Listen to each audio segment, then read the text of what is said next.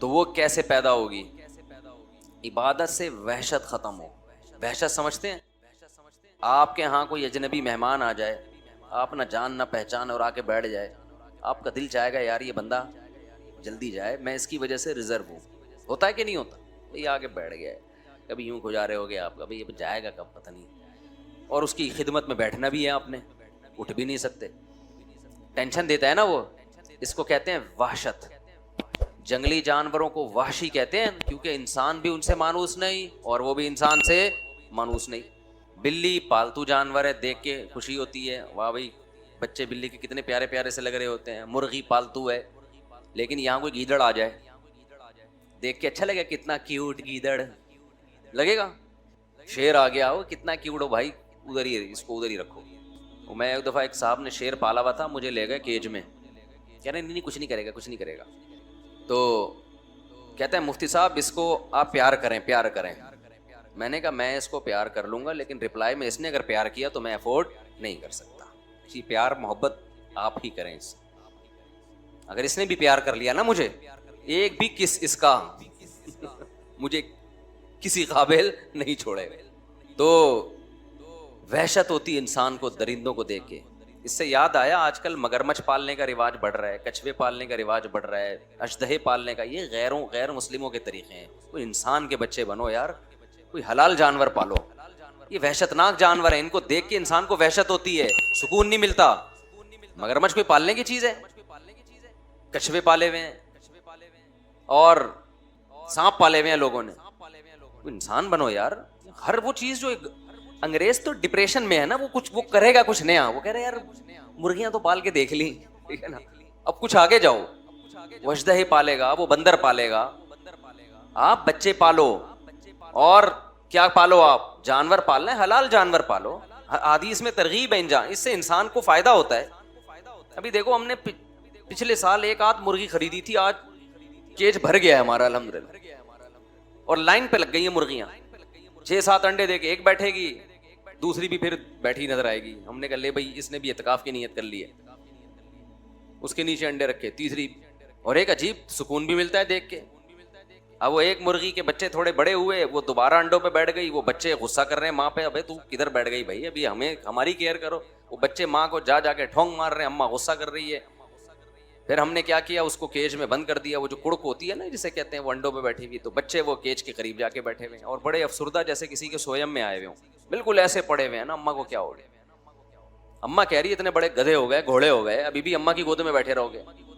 سانپ پال رہے ہیں اور عجیب عجیب چیزیں پال رہے ہیں بھائی. تو کیا کہہ رہا تھا یار میں, بیان کی نا, جہاں سے میں ٹرننگ لیتا ہوں نا پوائنٹ, اس کو پکڑ کے رکھا کریں. تو خیر میں یہ عرض کر رہا تھا, کیا عرض کر رہا تھا میں, بیان تو مجھے یاد ہے کہ کیا ٹاپک تھا, لیکن جو میں نے جہاں سے موڑا تھا نا وہ جگہ کون نہیں, وہ تو بات, وہ تو مجھے پتا ہے ٹاپک ہی یہ چل رہا ہے. چلو چھوڑو. ہاں وحشی جانور کی مثال دے رہا تھا کہ جیسے انسان کو وحشی جانوروں سے ایک وحشت ہوتی ہے. کچھ پاگل ہیں ان کو وحشت نہیں ہوتی, تو وہ پاگل ہیں. ورنہ جو انسان کا بچہ ہوگا اس کو وحشی جانوروں سے وحشت ہوگی. آج کل ایک لفظ چل رہا ہے اینیمل لورز, اینیمل لورز. یہ لفظ بھی گوروں سے آیا ہے. اسلام میں جانوروں پہ رحم کرنے کا حکم ہے. اتنا فری کرا لینا جانوروں کو کہ انسانوں پہ جانوروں کو ترجیح دینا شروع کر دیں, اس کی اسلام میں اجازت نہیں ہے. سب سے پہلے جو پالنے کی چیز ہے نا وہ اپنے بچے ہیں, وہی نہیں پیدا کر رہے تم, تمہاری زندگیوں سے سکون چھن جائے گا. بچے پالو اپنے, ان سے محبت ملے گی, گھر میں ایک سکون اور اطمینان ہوگا ان سے, وہ تمہارا دست و بازو بنیں گے. ان میں کیسے کیسے لوگ پیدا ہوں گے. ہم تو آخرت کو مانتے ہیں, گورا آخرت کو نہیں مانتا. یہ آخرت کا ذخیرہ بنیں گے. زکریا علیہ السلام بڑھاپے میں اولاد دنیا کے لیے تھوڑی مانگ رہے تھے, کس کے لیے مانگ رہے تھے؟ آخرت میں مانگ رہے تھے. ورنہ بڑھاپے میں کیا انسان کہے گا میں چھوٹے بچے کو کیسے پالوں گا. تو وحشت ہوتی ہے نا انسان کو جنگلی جانوروں سے. تو اس سے میں وحشت کا لفظ سمجھانا چاہ رہا تھا کہ وحشی کسے کہتے ہیں, وحشت کسے کہتے ہیں. تو اسی طرح بعض لوگوں کو اللہ سے وحشت ہے. کس سے وحشت ہے؟ نماز نہیں پڑھی جاتی, ایسے لگتا ہے جیسے آپ کے پاس کسی شیر کو لے جا کے بٹھا دو نا, تو جتنی دیر وہ شیر بیٹھا رہے گا آپ کس میں رہو گے؟ ٹینشن میں, کیونکہ وحشی جانور ہے. ایسے ہی بعض لوگ مسجد میں آ کے بیٹھ گئے تو جتنی دیر بیٹھے رہیں گے ان کو کیا رہے گی؟ ٹینشن، یار کدھر آ کے پھنس گئے ہم. بہت سے لوگوں کو رمضان میں وحشت، یار یہ گزرے گا کب، ختم کب ہوگا. ٹینشن میں ڈالا ہوا ہے مولویوں نے، کھلے عام کھا نہیں سکتے، پی نہیں سکتے. کچھ برائیاں تو ایسی ہیں جو رمضان میں زیادہ بری سمجھی جاتی ہیں، لوگ تانے دیتے ہیں اس کے، ابھی تو رمضان میں یہ کر رہا ہے، تو یار یہ گزرے ٹینشن ہے یار. ایسی ایسی وحشت لوگوں پہ ہم نے دیکھی، اللہ بچا کے رکھے ہمیں. ہمارے ایک جاننے والے مسجد کے بالکل قریب میں رہتے تھے، غیبت نہیں ہے ان، بہت پرانی بات ہے، کبھی ان کو مسجد میں نہیں دیکھا، کبھی بھی نہیں دیکھا. مجھے یاد ہے ایک دفعہ مغرب کی نماز کا ٹائم تھا، اذان ہوئی، وہ مسجد میں آئے. ہم نے کہا چلو اللہ نے توفیق دے دی. ایسے ایسے نا بھاگ رہے ہیں. میں نے کہا پتہ نہیں کیا ہو گیا. پتہ چلا جی کسی کو دیکھنے آئے تھے کہ وہ مسجد میں تو نہیں ہے، اور اتنی دیر بھی ایسا لگ رہا تھا جیسے یہ ڈپریشن میں ہے. جماعت کھڑی ہوئی اور وہ مسجد سے شارٹ. یار اب تو آ ہی گئے ہو، اب تو پڑھ لو. اتنی وحشت. ایک صاحب نے خود بتایا، مسجد کے پڑوس میں رہتے تھے، کہ میں مسجد میں جاتا ہوں مجھے بہت سخت وحشت ہونا شروع ہو جاتی ہے. اور ان لوگوں کا بڑھاپا بڑا ڈینجرس ہوتا ہے. بڑھاپے میں ان کی مسجد سے اور نماز سے وحشت کم ہونے کے بجائے بڑھ جاتی ہے، کیونکہ بڑھاپے میں کوئی بھی آپ کے اندر کوالٹی ہے، یا بیڈ کوالٹی ہو یا اچھی کوالٹی ہو، وہ کم ہونے کے بجائے اچھی کوالٹی بڑھے گی، بیڈ کوالٹی اور زیادہ بری ہو جائے گی. بڑھاپے کی عادت ہے کہ وہ آپ کے جو جیسے جوانی میں تھے نا اس چیز کو بڑھا دے گا. تو میرے بھائی ابھی یہ وحشت ختم کرنے کا ٹائم ہے، سمجھ رہے ہیں؟ اللہ سے جو وحشت ہو چکی ہے اس کو ابھی بولو نا ختم کرنا ہے، دوستی لگانی ہے. کتنے لوگ ہیں جو کچھ نہ ہو تو چلو رمضان میں آ جاتے ہیں، ختم قرآن میں آ جاتے ہیں نماز پڑھنے، تھوڑی بہت ان کو اللہ سے انسیت ہوتی ہے. لیکن ایسے لوگ بھی ہیں پوری پوری زندگی گزر گئی مسجد سے وحشت ہے ان کو، گھروں میں کبھی اللہ کا نام لینے کی توفیق نہیں ہوئی. تو اگر زندگیوں میں سکون چاہتے ہو تو کچھ ٹینشنیں لینی پڑیں گی. ان ٹینشنوں کے بدلے میں اللہ آپ کو کیا دے گا؟ سکون. وہ ٹینشن کیا ہے؟ ایک تو گناہ سے بچنے کی ٹینشن میں نے بتایا، دوسری عبادت کی ٹینشن. عبادت کی ٹینشن اٹھانی ہے. دل نہیں چاہتا مسجد جانے کو، اللہ کا نام لینے کو، لیکن اللہ اللہ کرنا پڑے گا. سمجھتے ہو؟ دعا مانگنے کو دل نہیں چاہتا، مگر ہاتھ اٹھا کے اللہ کے سامنے دعائیں مانگنی پڑیں گی. اللہ سے دوستی ہو جائے. دیکھو جس کام کا دل نہ چاہ رہا ہو اس کو بار بار کرتے رہنے سے اس کا دل چاہنے لگتا ہے. میں اکثر لوگوں کو ایک نسخہ بتاتا ہوں، جن کا نماز میں دل نہیں لگتا ہمت کر کے ایک ہی دفعہ میں 50 رکعتیں پڑھ لیں کھڑے ہو کر. سمجھتے ہو؟ نہیں آ رہی میرا خیال ہے. کیا کر لیں؟ 50 کم کر دی، پہلے 100 بتاتا تھا. 100 رکعتوں کی نیت مان لو، ایسی کی تیسی. یار 100 رکعتیں جب تک ختم نہیں ہوں گی اٹھوں گا نہیں. اور تسلی سے پڑھو 100 رکعتیں. آپ 100 کے بجائے 50 کر لیں، زیادہ ہو جائے گا میرا خیال. آپ دیکھیں جب یہ عمل بار بار ہوگا نا تو آہستہ آہستہ نماز میں لذت، اللہ کا نام، لا الہ الا اللہ ذکر ہے صبح اور شام 100 مرتبہ، اس کی عادت ڈالیں. بچوں کو عادی بنائیں، تہجد کے لیے بچوں کو گھر میں اٹھائیں، نماز کے لیے بچوں کو اٹھائیں، کچھ اللہ اللہ سکھائیں ان کو. اہل اللہ کے گھروں کا ماحول بڑا ہی پیارا ہوتا ہے.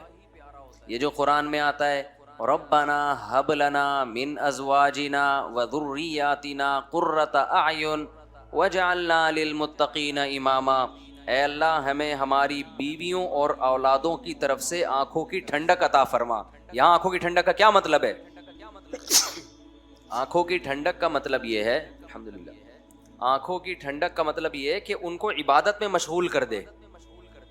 آپ جب گھر میں آؤ، ایک منظر ہے بیگم فلم دیکھ رہی ہے، بچے کیا دیکھ رہے ہیں؟ آ رہا ہے آج کل پب جی کا نام تھوڑا کم ہو گیا، پب جی کھیل رہے ہیں. اس سے آنکھیں ٹھنڈی نہیں ہوں گی. ابے کیا کر رہا ہے؟ ابے کبھی کتاب بھی لے کے بھی بیٹھ جایا کر. کہتے ہیں نا ماں باپ، ابے ہر وقت ڈرامے دیکھتا رہے گا.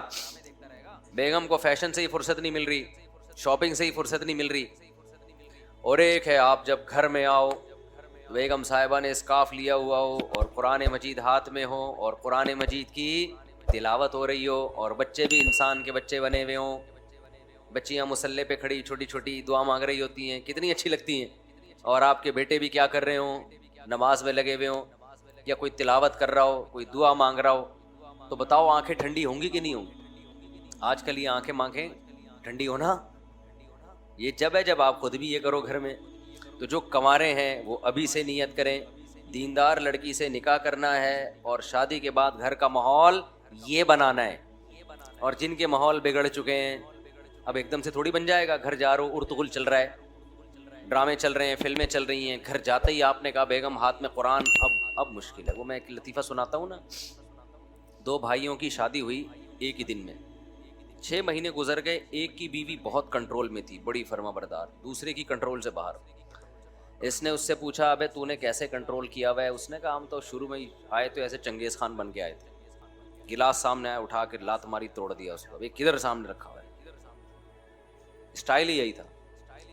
بلی نے تھوڑا شور مچایا, گردن مار کے پھینک دی اس کو. بہت شور کر رہی ہے, یوں گردن گھمائی تو اس کا روب بیٹھ گیا. اب کہہ رہا ہے اب یہ سب تکلفات کی ضرورت نہیں, اب روب بیٹھ گیا. اس نے کہا چلو یار ہم بھی کرتے ہیں یار. آیا گلاس پڑا ہوا تھا, لات ماری.